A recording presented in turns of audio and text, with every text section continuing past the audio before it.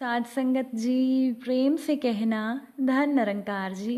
एक नई साखी के साथ स्वागत है आप सभी का आपके ही अपने चैनल पर।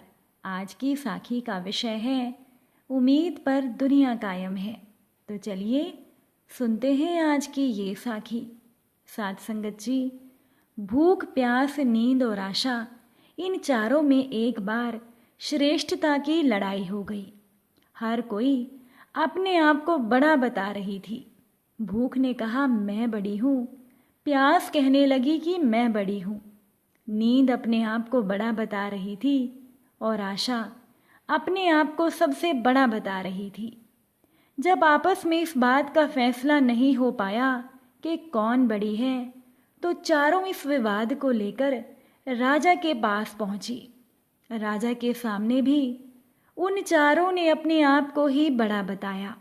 राजा ने उनकी पूरी बात को सुना, उनके पूरे विवाद को समझा। राजा ने कुछ सोचकर सबसे पहले भूख से पूछा कि बहन तुम बताओ कि तुम कैसे बड़ी हो। भूख ने कहा महाराज, मैं इसीलिए बड़ी हूँ क्योंकि मेरे कारण ही घर में चूल्हे जलते हैं, अच्छे अच्छे पकवान बनते हैं, और जब वो पकवान थाली में सजाकर देते हैं तब मैं खाती हूँ, इसीलिए मैं बड़ी हूँ। ये सुनकर राजा ने अपने सैनिकों को एक आदेश दिया कि जाओ, राज्य के प्रत्येक भाग में ये घोषणा कर दो कि आज से कोई अपने घर में चूल्हे ना जलाए, पकवान ना बनाए, थाल ना सजाए। तब देखते हैं कि जब भूख को भूख लगेगी तो वो क्या करेगी। सारा दिन बीत गया, सारी रात बीत गई। सुबह हुई तो भूख को भूख सताने लगी। वो चारों ओर भोजन को तलाश करने लगी, लेकिन भूख को खाने को कहीं कुछ नहीं मिला। साध संगत जी, तब वो लाचार होकर घर में पड़े हुए रोटी के बासी टुकड़े खाने लगी। प्यास ये सब देख रही थी। वो दौड़ी दौड़ी राजा के पास गई और बोली, हे राजन, भूख हार गई है। वो घर में पड़े हुए रोटी के बासे टुकड़े खा रही है। फिर प्यास बोली, महाराज देखिए, मैं सबसे बड़ी हूँ। अब राजा ने प्यास से पूछा कि ठीक है, अब तुम बताओ कि तुम कैसे बड़ी हो। प्यास बोली, महाराज मैं इसीलिए बड़ी हूँ क्योंकि मेरे ही कारण लोग कुएं और तालाब बनवाते हैं, बर्तनों में भरकर पानी रखते हैं, और वो पानी जब किसी बर्तन में भरकर मुझे देते हैं तब मैं पीती हूँ, इसीलिए मैं बड़ी हूँ। राजा ने अपने सेवकों से कहा कि जाओ, पूरे राज्य में घोषणा कर दो कि कोई भी कुएं ना खुदवाए, अपने घर में बर्तनों में पानी भरकर ना रखे। राज्य के सभी तालाबों और कुओं पर कड़ा पहरा लगा दो, किसी को कोई बर्तन भरकर पानी ना लेने दो। देखते हैं जब प्यास को प्यास लगेगी तो वो क्या करेगी। पूरा दिन बीत गया, पूरी रात भी बीत गई। जब प्यास को प्यास सताने लगी तो वो इधर उधर भटकने लगी। उसे जब कहीं भी पानी की एक बूंद पीने के लिए नहीं मिली तो मजबूर होकर झुककर एक गड्ढे का पानी पीने लगी। नींद ये सब देख रही थी। उसने तुरंत राजा को ये सब बताया और कहा कि महाराज, प्यास हार गई है, वो तो गड्ढे का पानी पी रही है, इसीलिए मैं बड़ी हूँ। अब इसमें कोई संशय नहीं रह गया है। राजा ने नींद से पूछा, अब तुम बताओ कि तुम कैसे बड़ी हो।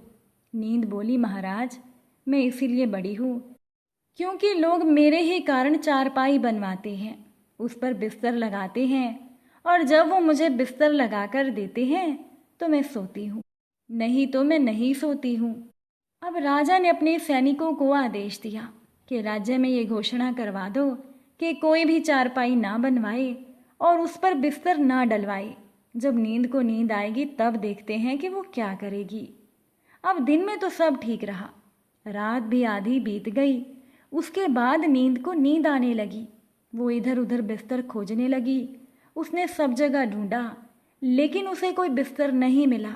जब बिस्तर नहीं मिला तो नींद मजबूर होकर ऊबड़ खाबड़ जमीन पर ही लेट गई। साध संगत जी, आशा ये सब देख रही थी। वो तुरंत राजा के पास पहुंच गई और बोली, महाराज नींद भी हार गई। नरम बिस्तर की बात कहने वाली नींद अब ऊबड़ खाबड़ जमीन पर ही सो गई है। वास्तव में भूख, प्यास और नींद, इन तीनों में से मैं बड़ी हूँ। अब राजा ने आशा को पूछा, अब तुम बताओ कि तुम कैसे बड़ी हो। आशा बोली, महाराज मैं इसीलिए बड़ी हूँ क्योंकि लोग मेरे ही कारण काम करते हैं, नौकरी धंधा मेहनत और मजदूरी करते हैं, परेशानियाँ उठाते हैं, लेकिन आशा के दीप को बुझने नहीं देते। राजा ने सेवकों से कहा कि राजा में घोषणा करवा दो, कोई काम ना करे, कोई नौकरी ना करे, कोई मेहनत ना करे, कोई मजदूरी ना करे और कोई भी उम्मीद का दीपक ना जलाए।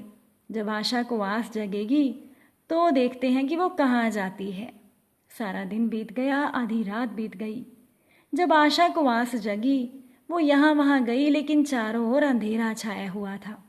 टिमटिमाते दीपक के प्रकाश में एक कुम्हार काम कर रहा था। आशा वहाँ जाकर टिक गई।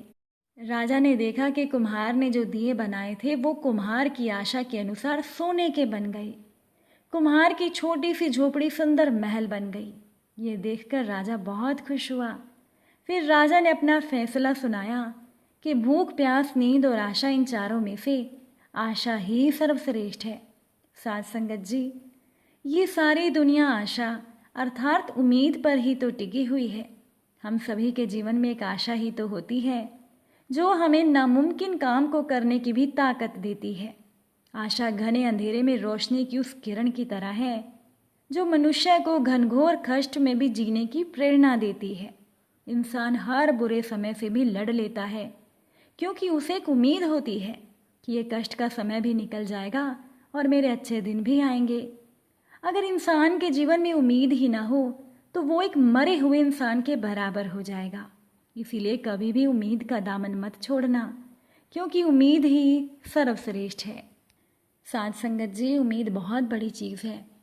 एक बार की बात है कि एक प्रदेश में एक नामी चोर रहता था। एक दिन वो चोरी करते हुए पकड़ा गया। फिर उसे राजा के सामने लाया गया। राजा ने चोर को कहा कि तुम्हें जीने का कोई हक नहीं, और भरे दरबार में चोर को सजाए मौत सुनाई गई। चोर खामोश खड़ा रहा। आखिर में राजा ने चोर को कहा, तुम्हारी कोई आखिरी इच्छा हो तो बताओ। चोर ने सर झुकाकर कहा, महाराज गुस्ताखी माफ हो, तो मैं क्या एक बात अर्ज करूं।